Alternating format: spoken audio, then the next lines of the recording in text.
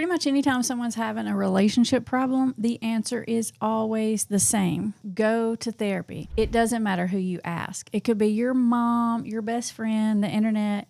It's always go to therapy. So it might sound like a bit of a shock when a trained therapist with over 20 years of experience, tells you that going to therapy isn't always the right move. Before you panic and click away, just hear me out. Because I'm not really trying to say that therapy is bad. I'm just saying that when your relationship is broken, there are some blind spots that people don't like to talk about when it comes to therapy. And if you don't know what these blind spots are, you could end up wasting a ton of time and money and just end up making things worse, thinking they're doing the right thing the whole time. Now, if you're at a stuck point in your relationship, stay tuned, watch this whole video, because later in the video, I'm going to give you 6 questions that research shows will help you get out of a gridlock, out of that conversation stuck point that you've been going around and around and around for a long time now. So stay with me. All right, so the natural first thing that most people think of when there's a relationship problem is couples counseling, of course. And on paper, it makes perfect sense because you'll get an objective third party, someone who can help you learn to communicate better, which sounds great. But what secretly happens in a lot of those sessions is that both people walk in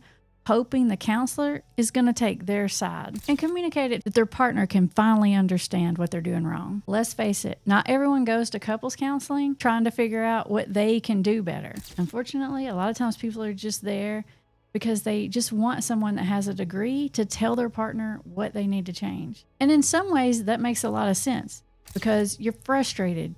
You've been trying to get your point across and it's not landing. So of course you want backup. But once you get to couples counseling, you figure out that it can be really hard to fully open up when your partner is sitting right there. You want to express yourself. You want the counselor to really understand what's going on. But in the back of your mind, you're also thinking, if I say this the wrong way, we're going to be fighting the whole ride home. So you give the edited version, the version that sounds reasonable, the version that doesn't poke the bear. And honestly, and what a lot of counselors aren't going to tell you is that they actually have the same problem. They can see what's happening. They may even know exactly what needs to be said, but they end up having to manage the energy in the room to make sure nobody shuts down, make sure everybody gets heard, everybody gets the same equal time, so the whole session doesn't blow up. So essentially everything gets softened, it gets cushioned, and the direct things that need to be said get buried under a whole bunch of what I hear you saying kind of statements. And before you can even get to all those roadblocks with couples counseling, and all of that assumes that both people agreed to go in the first place. So what do you do when your partner won't even agree to go? Maybe they don't believe in counseling. Maybe they say, we've tried that before and it didn't work. And they just avoid having these conversations anywhere with anyone. What do you do when you've brought it up and they just keep shutting down, saying, we don't need counseling? I'm not talking to a stranger about our problems. You can go if you want to go.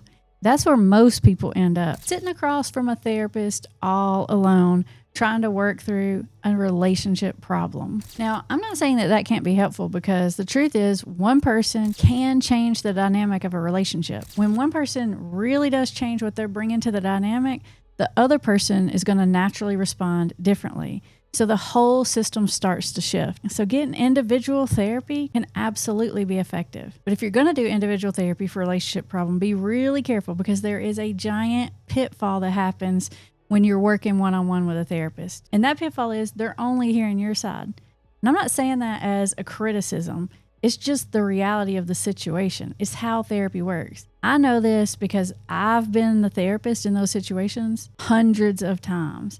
And pretty much every time someone sits down in front of me and tells me their side of a story, of course I see things from their point of view. But over the years, I've learned that there's always multiple sides to any story.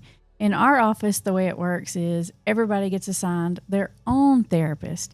So I'll be sitting in a session hearing from my client. I'll think I've got the whole problem understood. I'm seeing everything. I've got really great advice. And then I go to treatment team and I hear from the counselor who talked to the other partner and they found out the same thing from their end. Without having those pieces, I almost always give bad advice. And it's usually because I'm overly aligned with my client. And I feel like if I make that mistake, I'm probably not the only therapist out there to make that mistake. So you got to be careful when you're telling your story. It's not that you're lying or purposefully leaving stuff out, but you have blind spots, or you leave out some really important context information, which makes it really hard for the other person to be objective about your side, whether that's your therapist, your mama, your sister, or your best friend. They believe you and they tell you what you should do, but they're only working from half the picture. And half the picture is going to get you the wrong answer pretty much every single time. Don't misunderstand me. I'm not telling you not to get help. I'm telling you that the kind of help you get matters a lot. When you've got a relationship problem, what actually moves the needle isn't talking about how you feel.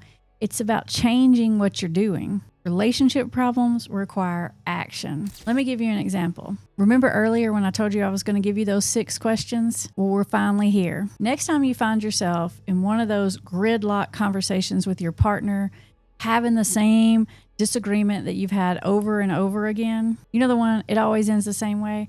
I want you to try this. Instead of trying to find a way to communicate to your partner to help them understand your perspective and where you're coming from, don't try to get them to understand you at all. Now, I know that goes against all your instincts. You've been trying to be understood for so long that it can become your whole mission. But every time you're focused on trying to make your point, they feel the pressure of it. And then immediately the walls go up before you've even said a single word.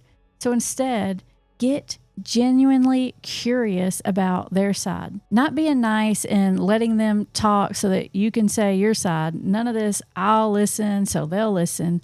I'm talking about actually curious. The Gottmans, who are a couple that have researched more couples than pretty much anyone alive, they have these 6 questions that are designed specifically for these kind of situations. For those gridlock moments, the disagreements that keep coming back no matter how many times you've been through them. These questions are almost magical because they do 2 things at once. They help you understand your partner better, and they help you feel understood, which is what gets the walls to come down. So here they are. The first question is to ask them what they believe this topic. Then I want you to ask, does this connect to your background in some way? This topic, do you have so much passion about it? Is it so important to you because it connects to something in your past? If not, can you tell me why this is so important to you? Then ask, how do you feel about it? You can ask, what would your ideal outcome look like if you could have exactly what you want? You can ask if this topic, this roadblock that you guys keep hitting, if it's related in some way to their identity, because people will really dig in when things are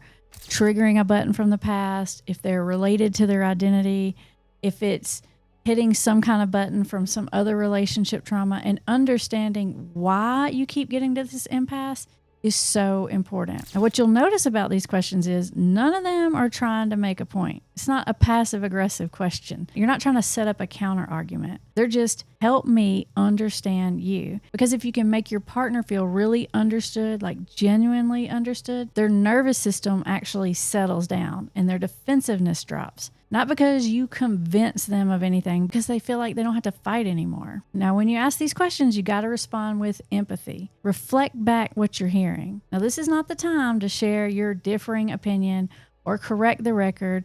Just receive the information. Oh, and another pro tip, before you even get to the questions, check in with your own energy. What energy are you bringing to the conversation? Because even if you say all the right things, they can read your energy before you even say a word. If you walk in frustrated or bracing yourself for a fight or already convinced that it's gonna go sideways, in fact, your partner's responding to your energy before they're even responding to your words. It's all about the state you show up in before the conversation happens. When you change what you're bringing, you get something different back. This is what I mean when I say finding better ways to communicate your feelings isn't always the solution, but there are some actions you can take, some specific behaviors you can change that are going to get you a different result starting pretty much immediately. It's all about changing the dynamics of the relationship. You don't have to wait for them to be ready. You don't have to wait for them to agree to go to counseling or anything else. You can start this right away. So the next time that complicated conversation comes back up, I want you to try those 2 things: